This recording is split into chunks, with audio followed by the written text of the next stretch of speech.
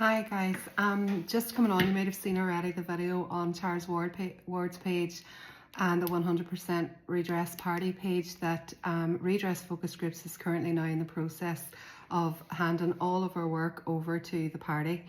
I just wanted to do a kind of probably a final video just to acknowledge some of the people along the way and explain what's happening and where we're going from here.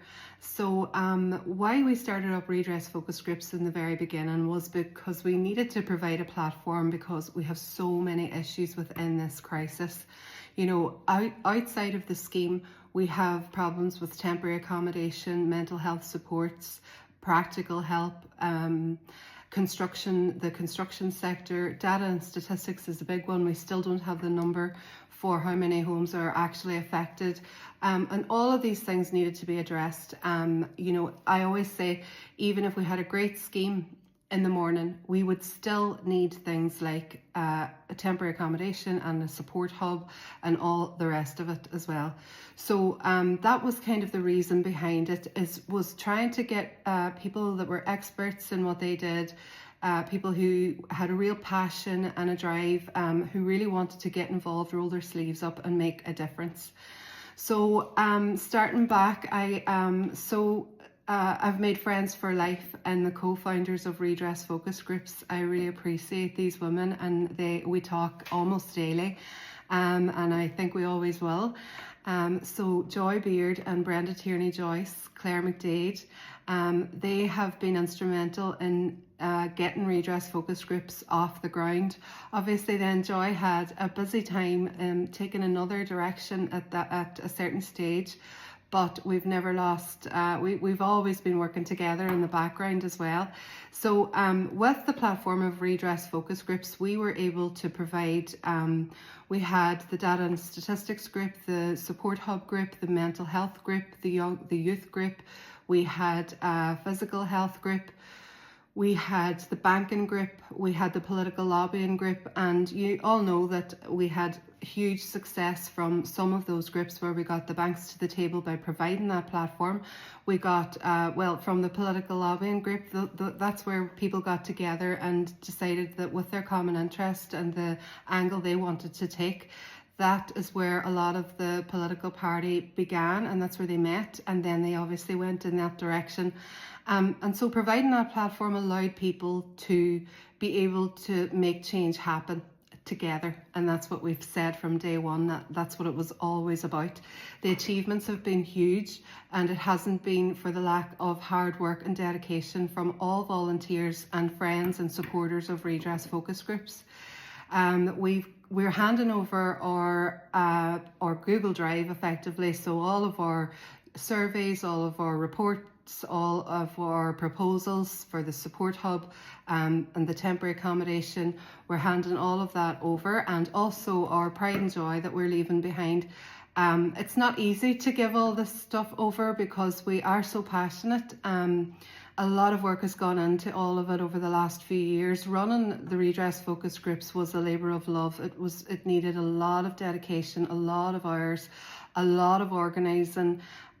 We did that because we had to build the credibility of Redress Focus Groups so that when volunteers did go to get a seat at the table at any of the departments where they needed to push issues and matters, that they would be welcomed in because they came from a reputable organisation, you could say.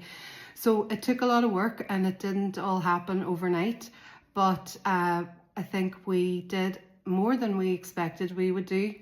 But now it's come to the time where we are going to hand it over to the we're going to hand it over to the 100% Redress Party.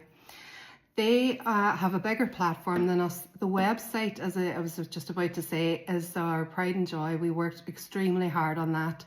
I am forever grateful to Michael McGinty of meanit.ie, the web developer, Michael McGinty.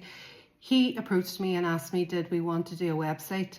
And from that grew an amazing website. And then with Brenda Tierney-Joyce on board, we were able to use her web design company to design the website. And of course, I wrote a lot of the website. The content is there's a huge amount of content on there.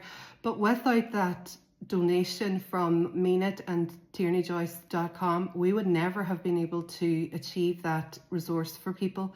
But we unfortunately can't get the word out to enough people. There are thousands. In my view, I believe there are 30,000 properties affected across Donegal alone.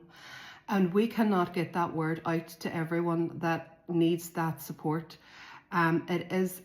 Anyone that uses it comes back and tells us how helpful it had been to help them get through that red tape and the paperwork and understanding how to find the documents. And even people that aren't sure if they're affected are able to go on and see a checklist of these are some of the signs that would show that you might be a victim of defective blocks. So a lot of it is very helpful, but we can't get it out there to enough people. We haven't been able to post on certain websites and stuff, so it was detrimental. The reason we did this and the reason we began Redress Focus Groups was to help the people. And it's come to the point now where we can't help the people that we intended to help, so this was the best idea. I thought for ages about how I would go about it, what could we do to get this out to people and to continue on the work that the Redress Focus Groups were doing, and coming to the idea of passing it over to the 100% Redress Party. I was delighted when they were up for the idea. It is a process and it'll take a while, so the Redress Focus Groups website and our Facebook page, I suppose for a while, will still be live until the full transition is done. So that support will always be there. It'll just eventually flip over from Redress Focus Groups and that'll go black. And then it'll become the support arm, you could say, of the 100% Redress Party. So they will be able to ensure that all of this help goes to the people that need it the most. I am going to start attempting to name some people, and I really am appreciative of every single person that believed in Redress Focus Groups, the ethos of Redress Focus Groups, what it was about, how we were achieving it, the organising of it all, and how we all had to go about making it the professional, respectable organisation. I don't know if that's the right word, but group that it needed to be to get the work done that we needed to get done.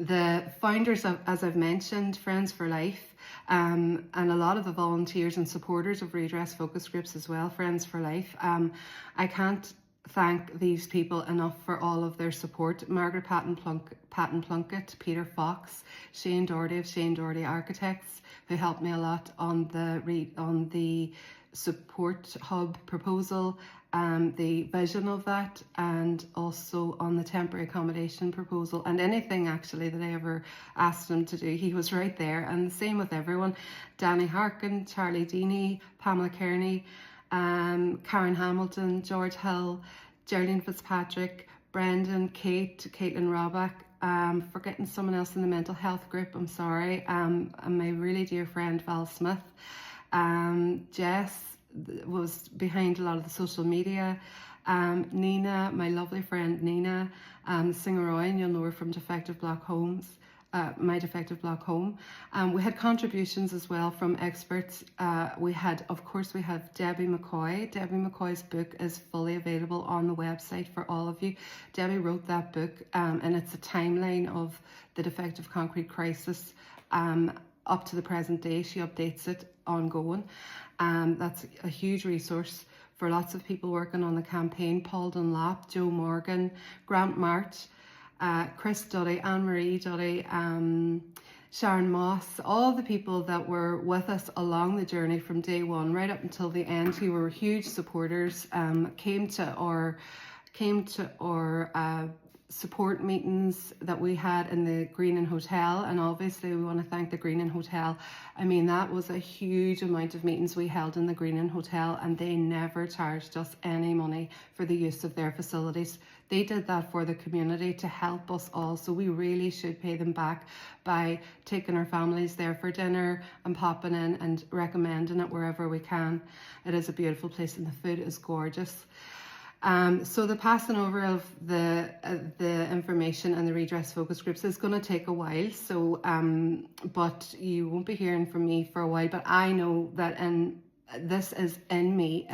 All campaigners will understand that once you are involved in this, you probably will know it will always be a part of your life. That's the way I see it. I'm going to try my best to take a step back from it for a while, but I will always be involved in the long run. I'm going to be coming back and doing things along the mental health side of things and the support side of things eventually. Maybe next year, I'm not sure.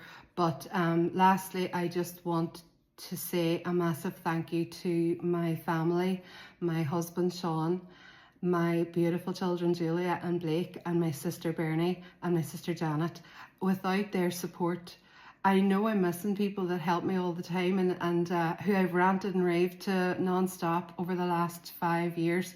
But apologies if I've missed out on anybody, but I really want to thank my husband and my children, and that is why we went to the Dáil on Tuesday. We had an absolutely beautiful time in Dublin. I really appreciate Charles inviting us down, and I was hesitant, but when I spoke to Charles and Joy and Brenda, I decided it was a good thing to do actually for my husband and my children, for us to really draw a line in the sand and for me to fulfill the promise that I had made to them a few times before, that I would stop this and I wouldn't be involved anymore. But this is really at this time, and that was such a beautiful end. I'm immensely proud. I am so grateful for the experiences that I've had, good and bad. There were some bad, hard, difficult, really tough times. The campaign trail is not for the faint-hearted. But I have to say I have an overwhelming feeling of joy and gratitude and